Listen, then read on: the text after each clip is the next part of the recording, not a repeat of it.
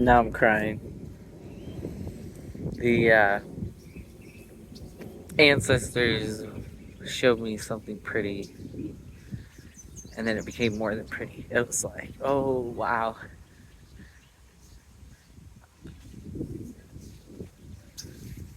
Um,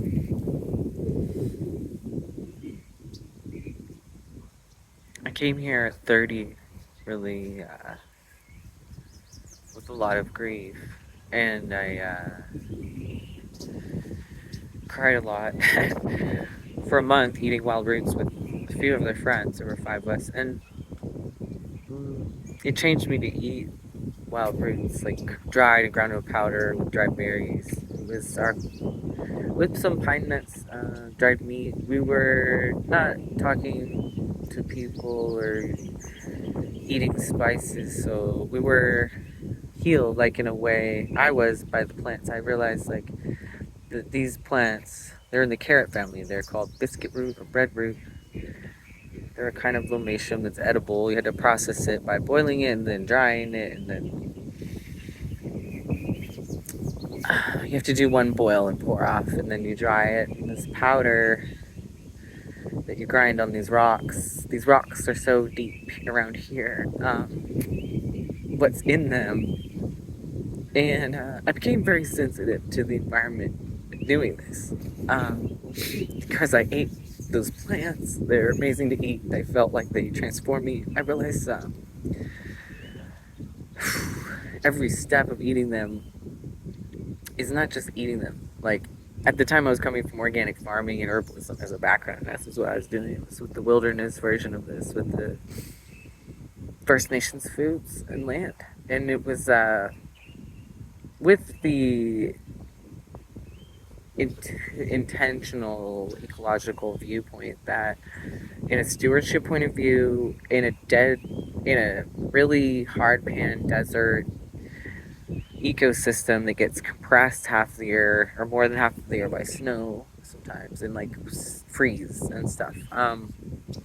That to break that with our digging is actually tilling, and there needs to be certain amounts of tilling in the ecosystem to keep propagation going. And so digging and softening soil and making holes was good, and that's why the plants grew there. And similarly, camas, if you remove a mature camas bulb, there will be little nodules around it, maybe five of them, that will have room to grow into and will be stimulated to grow into that space when one's removed. So by taking one, you plant five. And so that's kind of the theory, right? In both cases.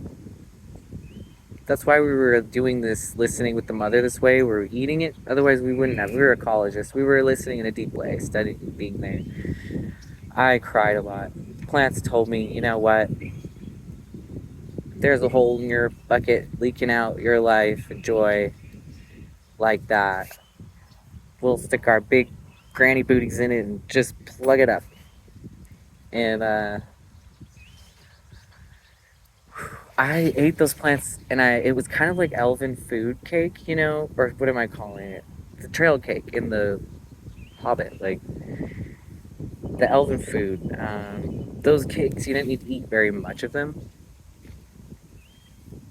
That's how these were, and I didn't realize that I'd never been full before. And I was coming from being raised by a naturopath, being raised by grandparents who ate out of the garden, and then becoming an organic farmer. And I was eating copious amounts of food at that point. I had for a long time been really having access to good food. I put a lot into that experience, actually. I love food, and I love the whole process of it. For me, it's not like just the eating of it. For me, it's the whole thing of growing it and harvesting it, and you don't grow it. Even our language is weird to me. You support the growth of this amazing thing that's going to nourish you. You co-evolve with that. You harvest it. You do the whole process with it, including cooking really good food and eating it. And I would think I would be nourished because I did that with my food a lot, and that was the way I wanted to live. And I did it a lot. It was cool, and I grew up like that with grandparents that did that a lot. It was great. It changes you. Like, it changed my body. Like, I realized I just like didn't want to go back from that. I wanted to keep sustaining that. It felt so good. But I didn't realize until I ate this wild roots that I didn't know what being full felt like. I was 30 at the time. Isn't that wild?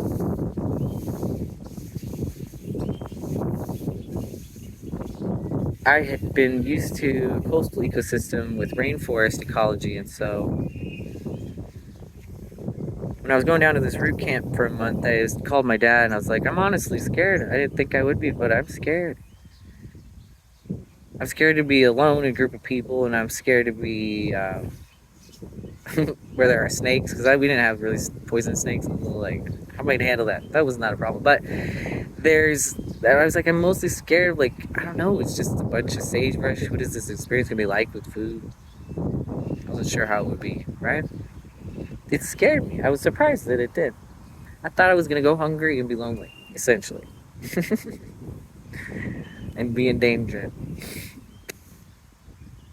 So, to live out in the national forest for a month, doing these, well, just being with the roots, harvesting, cooking, preparing, living with eating. Wow, it was wow.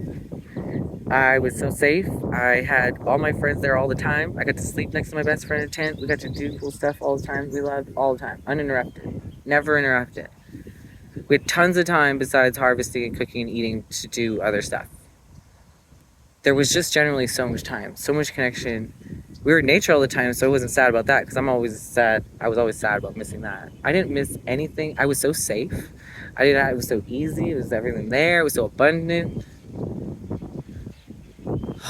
Food was everywhere. I realized that every square foot was a garden, a mini garden. And there was these little Lamation candies they nicknamed dirt candy. Oh my goodness. Lamation was a kind of carrot family. A tiny carrot. It was the sweetest thing you ever... Oh. I actually, when I showed up to camp, my friend Riley Starfish, Riley LaRue, had been there a few days and helping set up, just being there, because she wasn't going to do the whole month. So she wanted to come for this setup, which was beautiful for her, amazing. She played such an important role. Of course she did. Oh, she worked her amazing Virgo magic. And, like, she took me to Grandma Juniper and she said, eat this. And she handed me the tiny sweet carrots, dirt candies. And I ate one. And I knew I would not, I was like, I knew I'm fine. One little tiny, and one taste of it, I was like,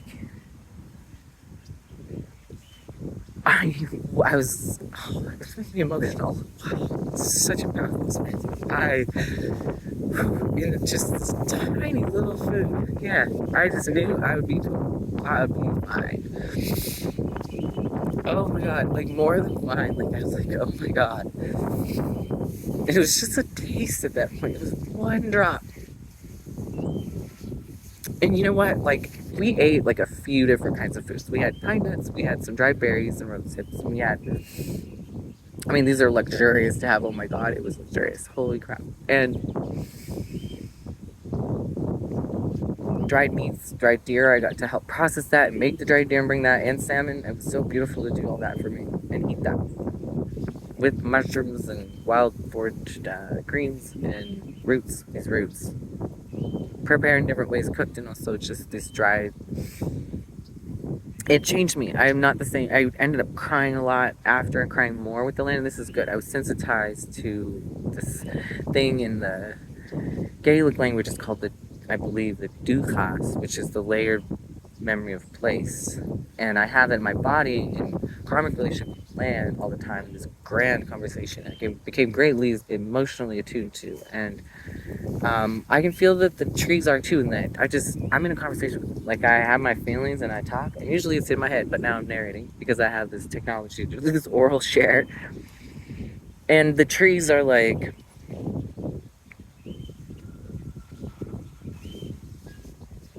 they're in it with me because they ripple along with me. And my ancestors visit through different birds. And, I recognize them. They come as different forms. They come usually in different ones. There's different ways the ancestors show themselves, right? They drop gifts and presents of different kinds. They like different locations, different animals. So it's just that it's a conversation. These are my intuition, and these animist experiences are the conversation between the veils and with Creator. So with our ancestors and Creator, we're in this grand conversation. And what originally made me cry was partly what the roots led me to, were these rocks. I'm going to show you, and I'm sitting on some. It makes me emotional, these rocks. I'm